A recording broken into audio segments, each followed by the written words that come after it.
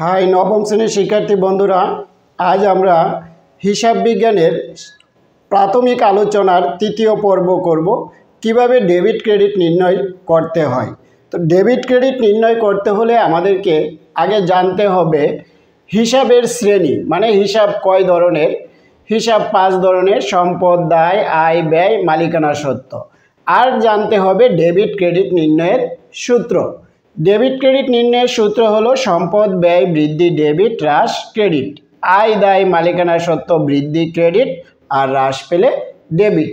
আমি আগের 2টি পর্ব এই বিষয়গুলি আলোচনা করেছি, তোমরা এগুলি খাতায় লিখে ভালো করে মুখস্থ করে নিবা। এবার আমরা শিখব কিভাবে সহজে ডেবিট ক্রেডিট নির্ণয় করা যায় এবং নির্ভুলভাবে। আমি লেনদেন লিখেছি, ব্যাংক থেকে 50,000 টাকা উত্তোলন। এটা তোমরা প্রায়ই ভুল করে থাকো। উত্তোলন থাকলেই তোমরা করো কি, উত্তোলন হিসাব লিখে ফেলো।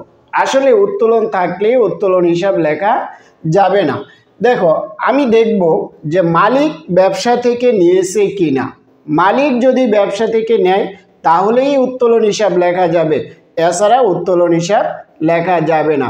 এখানে কি বলেছে যে মালিক ব্যবসা থেকে নিয়েছেন, ব্যাংক থেকে 50,000 টাকা উত্তোলন, এখানে বলে নাই মালিক নিয়েছে।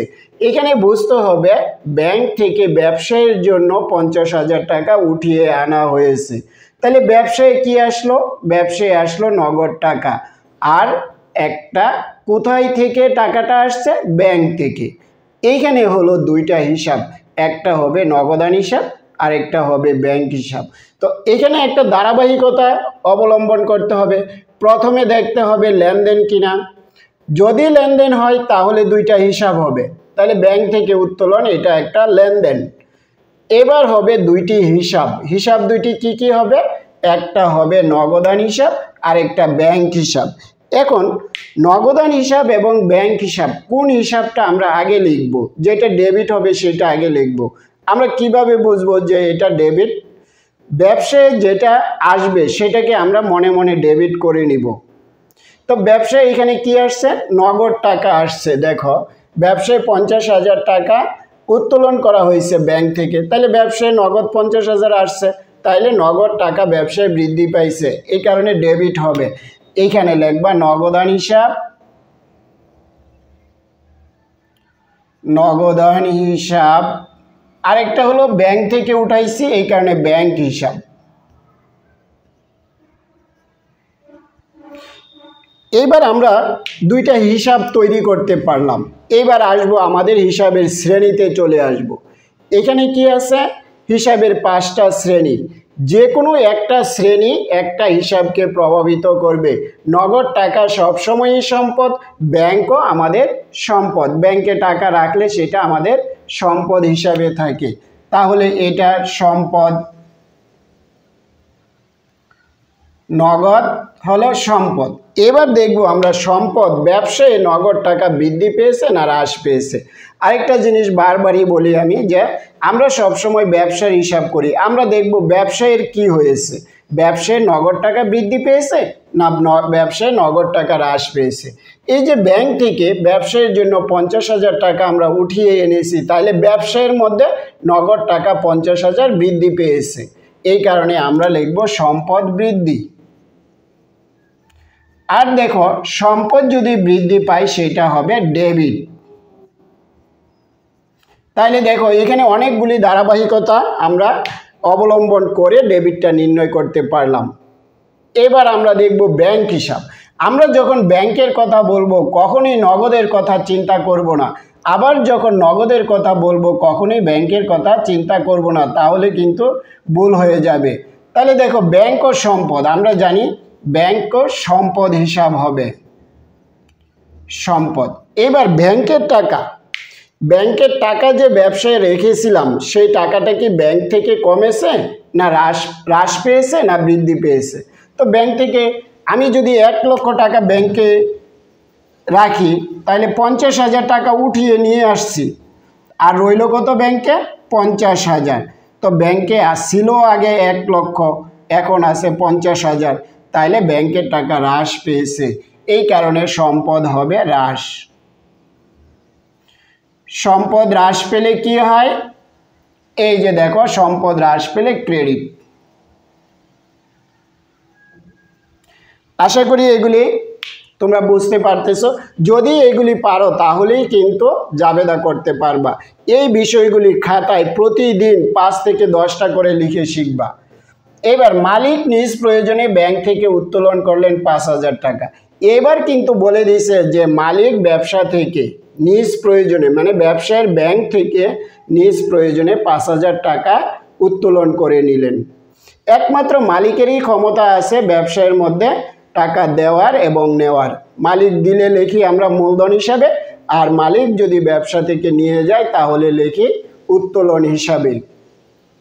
এবার যেহেতু মালিক নিয়ে গেছে আমরা উত্তোলন হিসাব লিখব। আর কি লিখব, ব্যাংক হিসাব, যেহেতু ব্যাংক থেকে নিয়েছে। উত্তোলন হিসাব আগে লিখব, কারণ ব্যাংকের টাকা কমে গেছে, ব্যাংক ক্রেডিট হবে, এই কারণে উত্তোলন হিসাব। উত্তোলন হিসাব আর একটা হবে ব্যাংক হিসাব। উত্তোলন সবসময় মালিকানা সত্ত্ব, মালিকানা সত্ত্ব। উত্তোলন মালিকানা সত্ত্ব। উত্তোলনের কারণে মালিকানা সত্ত্ব হ্রাস পায়। উত্তোলনের কারণে মালিকানা সত্ত্ব হ্রাস। মালিকানা সত্ত্ব হ্রাস পেলে আমরা শিখেছি ডেবিট। এবার দেখো ব্যাংক আমরা শিখেছি সম্পদ, ব্যাংক হবে সম্পদ। এবার ব্যাংকের টাকা কিন্তু হ্রাস পেয়েছে, আমরা ব্যবসায়ের ব্যাংকের টাকা হ্রাস পেয়েছে, বারবারই ব্যবসায়ের কথা বলবো। ব্যবসায়ের ব্যাংকের টাকা হ্রাস পেয়েছে, এই কারণে সম্পদ হ্রাস। আর সম্পদ হ্রাস পেলে কি হয়, ক্রেডিট হয়। এই যে সম্পদ হ্রাস ক্রেডিট। তারপরে আছে দেখো কর্মচারী হাবিবকে বেতন প্রদান করা হলো। তোমরা অনেক সময় হাবিব হিসাব লিখে ফেলো, হাবিবের নামে কোনো হিসাব লেখা যাবে না। খরচ যা হবে কোনো ব্যক্তির নামে হিসাব লেখা যাবে না, লিখতে হবে বেতন হিসাব। আরেকটা কি লিখতে হবে, আমরা নগদ টাকা প্রদান করছি, এই কারণে নগদান হিসাব। তো নগদ টাকা আমরা প্রদান করার কারণে ব্যবসায়ের নগদ টাকা হ্রাস পেয়েছে, এই কারণে নগদ ক্রেডিট হবে, আমরা পরে লিখব। তাহলে বেতন আগে লিখব, বেতন হিসাব, আরেকটা লিখব নগদান হিসাব, নগদান হিসাব। এবার দেখব আমরা বেতন কি। বেতন ব্যবসায়ের একটা ব্যয় হিসাব। ব্যবসায়ের কর্মচারীদের যখন বেতন দেওয়া হয় তখন এক ধরনের ব্যয় হয়, তাইলে আমরা বুঝলাম যে এটা ব্যয় হয়েছে, ব্যয়। এবার বুঝবো আমরা এটা ব্যয়টা কি বৃদ্ধি পেয়েছে না হ্রাস পেয়েছে। ব্যবসায়ের ক্ষেত্রে, আমি কোনো ব্যক্তির ক্ষেত্রে কথা চিন্তা করব না, ব্যবসায়ের এই বেতনের ফলে ব্যয় বৃদ্ধি পেয়েছে। কিভাবে, ধরো এখন আমি 5,000 টাকা বেতন দিলাম, আবার 5,000 টাকা বেতন দিলাম, তাহলে কত হলো মোট 10,000। এভাবে ব্যয়টা বাড়তে থাকে, এই কারণে ব্যয় বৃদ্ধি। ব্যয় বৃদ্ধি পেলে আমরা জানি ডেবিট হয়, ডেবিট। নগদ সবসময় সম্পদ, সম্পদ। এবার নগদ টাকা দেখো ব্যবসায়ের হ্রাস পেয়েছে, আমি বারবারই ব্যবসায়ের কথা বলবো। নগদ টাকা যেহেতু কর্মচারীকে আমরা বেতন দিয়েছি, ব্যবসায় নগদ টাকা হ্রাস পেয়েছে, সম্পদ হ্রাস। সম্পদ হ্রাস পেলে ক্রেডিট হয়। এবার গেল আমাদের বেতন। 4 নম্বর লেনদেনটি লিখেছি দেখো, 20,000 টাকা নিয়ে ব্যবসা শুরু করলেন। এই ধরনের লেনদেন ছাড়া কিন্তু কোনো সৃজনশীল তৈরি করা যায় না। তো 20,000 টাকা নিয়ে ব্যবসা শুরু করলেন, কে শুরু করছে, মালিক। তো মালিক ব্যবসা যদি শুরু করে, আমরা জানি মালিক যা নিয়ে ব্যবসা শুরু করে তাকেই মূলধন বলে, তাহলে এখানে একটা মূলধন হিসাব হবে, এটা আমাদের বুঝে নিতে হবে। আরেকটা কি আছে, ব্যবসায় নগদ টাকা আসছে, এই কারণে একটা হবে নগদান হিসাব, আরেকটা হবে মূলধন হিসাব। তো এটা কি হিসাব, নগদ আগে লিখব, যেহেতু নগদ টাকা ব্যবসায় আসছে, নগদান হিসাব, নগদান হিসাব, আরেকটা হবে মূলধন হিসাব।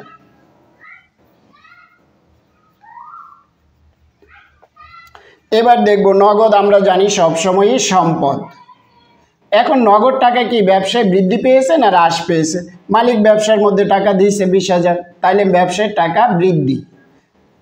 বারবারই শুধু ব্যবসায়ের কথা বলবা, ব্যবসায় নগদ টাকা বৃদ্ধি, তাহলে ব্যবসায় সম্পদ যদি বৃদ্ধি পায় তাহলে হয় ডেবিট। তারপরে আছে মূলধন। মূলধন মালিকানা সত্ত্ব, হিসাব সমীকরণের মধ্যে থেকে তোমরা বুঝতে পারো মূলধন হলো মালিকানা সত্ত্ব। এবার মালিকানা সত্ত্ব, মূলধনের কারণে মালিকানা সত্ত্ব বৃদ্ধি পায়, বৃদ্ধি পেলে হয় ক্রেডিট। মালিকানা সত্ত্ব বৃদ্ধি পেলে ক্রেডিট। আশা করি তোমরা এই বিষয়গুলি খুব সুন্দরভাবে বুঝেছ।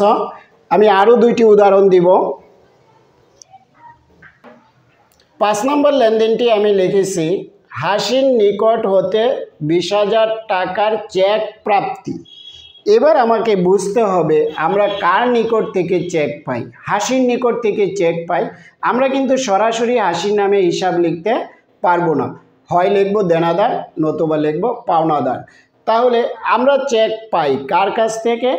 দেনাদারের কাছ থেকে, কারণ দেনাদারের কাছ থেকে দেনাদারের নিকট আমরা বাকিতে পণ্য বিক্রয় করি, এই কারণে দেনাদারের নিকট থেকে আমরা চেক পেয়ে থাকি। তাইলে হাসির নিকট থেকে চেক প্রাপ্তি একটা হবে দেনাদার হিসাব, আর চেকের জন্য আমরা লিখব ব্যাংক হিসাব। চেকের নামে কোনো হিসাব লেখা যাবে না। তাহলে যেহেতু পাইছি চেক, ব্যাংক হিসাব আগে লিখব আমরা, ব্যাংক হিসাব, আরেকটা হলো দেনাদার হিসাব। এবার ব্যাংক সবসময় সম্পদ, ব্যাংকে আমার টাকা থাকলে সেই টাকা সম্পদ, এই কারণে ব্যাংকও সম্পদ হবে। তো দেনাদারের কাছ থেকে চেক পাইছি মানে ব্যাংকের টাকা বৃদ্ধি পেয়েছে, বৃদ্ধি। সম্পদ যদি বৃদ্ধি পায় ডেবিট। আবার দেনাদার আমরা শিখেছিলাম ভবিষ্যতে যার কাছ থেকে টাকা পাওয়া যাবে সে হবে সম্পদ, তাহলে দেনাদারও সম্পদ, সম্পদ। এখন সম্পদ কিন্তু হ্রাস পেয়েছে। ধরো দেনাদারের কাছ থেকে আমি 50,000 টাকা পাইতাম, সে 20,000 টাকা দিয়ে দিয়েছে, তাইলে তার কাছ থেকে পাবো আমি এখন 30,000। তাহলে কি হয়েছে? দেনাদার আগে ছিল 50, এখন হয়েছে 30, তাহলে হ্রাস পেয়েছে। এই কারণে আমরা লিখব সম্পদ হ্রাস। সম্পদ হ্রাস পেলে আমরা জানি ক্রেডিট হয়, ক্রেডিট। এবার দেখো বিষয়গুলি, আমি যখন দেনাদারের কথা চিন্তা করি আমি কিন্তু বলি না ব্যাংকের টাকা হ্রাস পেয়েছে। আমি যখন ব্যাংকের কথা বলেছি তখন কিন্তু বলি নাই যে দেনাদার হ্রাস পেয়েছে, বৃদ্ধি পেয়েছে। ব্যাংক মানে ব্যাংক, একক হিসাব করতে হবে। দেনাদার মানে দেনাদারের কথাই চিন্তা করতে হবে, কখনো চেঞ্জ করা যাবে না। পাওনাদারকে পরিশোধ, এখানে দেখো পাওনাদারকে পরিশোধ লেখা আছে, এই কারণে একটা পাওনাদার হিসাব।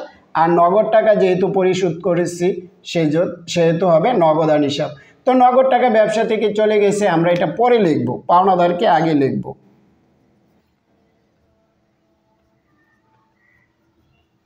একটা হলো পাওনাদার হিসাব আর একটা নগদান হিসাব, নগদান হিসাব। এখন পাওনাদার কি আমরা শিখেছি, ভবিষ্যতে যাকে পরিশোধ করতে হবে সে পাওনাদার। কিভাবে? আমরা বাকিতে পণ্য ক্রয় করলে পাওনাদার লিখি, এই কারণে সে হবে পাওনাদার, এবং দায় ভবিষ্যতে পরিশোধ করতে হবে, দায়। এবার দায় কি বৃদ্ধি পেয়েছে না হ্রাস পেয়েছে? ধরো পাওনাদার আমার কাছ থেকে 50,000 টাকা পেত, তাকে আমি 2,000 টাকা পরিশোধ করে দিয়েছি, তাহলে সে আমার কাছ থেকে পাবে কত? 48,000 টাকা। তাইলে আগে 50,000, এখন 48, হ্রাস পেয়েছে, এই কারণে দায় হ্রাস লিখবা। আর দায় যখন হ্রাস পায় তখন ডেবিট হয়, ডেবিট। এবার নগদ আমরা জানি সবসময়ই সম্পদ। নগদ টাকা কি হয়েছে? ব্যবসা থেকে হ্রাস পেয়েছে, ব্যবসার টাকা কমে গেছে, এই কারণে হ্রাস। সম্পদ হ্রাস পেলে হয় ক্রেডিট। তোমরা এই সূত্রগুলি ভালো করে বারবার শিখে লিখবা। পরে ব্যবসায় ব্যবহারের জন্য মণিহারি দ্রব্য ক্রয়, এবার কিন্তু ক্রয় হিসাব লেখা যাবে না, শুধু পণ্য ক্রয় করলেই আমরা ক্রয় হিসাব লিখতে পারি, এছাড়া ক্রয় হিসাব লিখতে পারবো না। তাহলে ক্রয় হিসাব লেখা যাবে না, তাহলে মণিহারির নামে হিসাব লিখতে হবে। আরেকটা হলো নগদান হিসাব, নগদ টাকা ব্যবসা থেকে চলে গিয়েছে। তাহলে একটা নগদ যেহেতু চলে গেছে আমরা নগদ পরে লিখব, আগে লিখব মণিহারি হিসাব, মণিহারি হিসাব। আরেকটা হলো নগদান হিসাব, নগদান হিসাব। এবার মণিহারি কাকে বলে? ব্যবসায়ী ব্যবহারের জন্য কাগজ, কালি, কার্বন, টেপ, সুতা এগুলি যখন ক্রয় করা হয় তখন তাকে মণিহারি বলে। মণিহারি ব্যবসায়ের এক ধরনের খরচ বা ব্যয়। তাহলে মণিহারি আমরা লিখব ব্যয়। এবার ব্যয় বৃদ্ধি পেয়েছে, মণিহারি তো আমার প্রতিদিনই ব্যবহার করতে হয়, এই কারণে ব্যয় বৃদ্ধি। ব্যবসায়ের ব্যয় বৃদ্ধি পেলে হয় ডেবিট, ব্যয় বৃদ্ধি মানে ডেবিট। তারপরে নগদ সবসময় সম্পদ, সম্পদ নগদ টাকা ব্যবসা থেকে চলে গিয়েছে, সম্পদ হ্রাস, ব্যবসায়ীর সম্পদ হ্রাস পেয়েছে এই কারণে ক্রেডিট।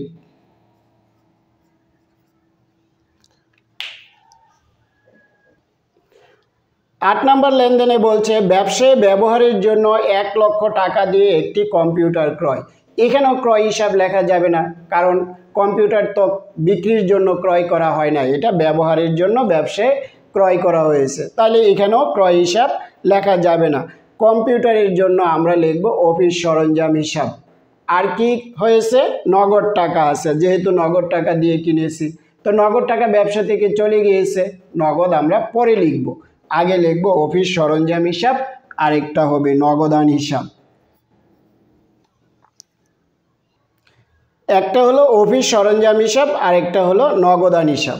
অফিস সরঞ্জাম কম্পিউটার, এটা সম্পদ, এটা দিয়ে আমরা ভবিষ্যতে সুবিধা ভোগ করব, এই কারণে এটা হবে সম্পদ। এবার কম্পিউটার ব্যবসায় বৃদ্ধি পেয়েছে, আগে যদি একটা থেকে থাকে এখন আরেকটা কিনেছি, এই কারণে দুইটা হবে, এখানে বৃদ্ধি হবে, সম্পদ বৃদ্ধি। আর সম্পদ যদি বৃদ্ধি পায় আমরা শিখেছি ডেবিট, ডেবিট। আবার কি শিখেছি? নগদান হিসাব সবসময়ই সম্পদ। এবার নগদ টাকা ব্যবসা থেকে হ্রাস পেয়েছে, কম্পিউটার কেনার ফলে ব্যবসা থেকে নগদ টাকা হ্রাস, সম্পদ হ্রাস পেলে আমরা জানি ক্রেডিট হয়। এই বিষয়গুলি ভালো করে বুঝতে হবে, যদি তোমরা এই বিষয়গুলি না বুঝো তাহলে কিন্তু ডেবিট ক্রেডিট নির্ণয় করতে পারবে না এবং জাবেদাও পারবে না। আর যদি জাবেদা না পারো খতিয়ান পারবে না, খতিয়ান না পারলে রেওয়ামিল পারবে না। আশা করি তোমরা আমার এই ক্লাসটি দেখে খুব ভালোভাবে ডেবিট ক্রেডিট নির্ণয় শিখতে পারবা এবং উপকৃত হবা। আর যদি তোমাদের আমার ক্লাস ভালো লাগে তাহলে আমার চ্যানেলটি সাবস্ক্রাইব করবা। ধন্যবাদ।